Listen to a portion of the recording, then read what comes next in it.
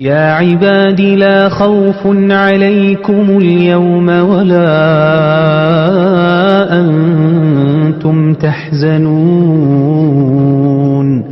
الذين آمنوا بآياتنا وكانوا مسلمين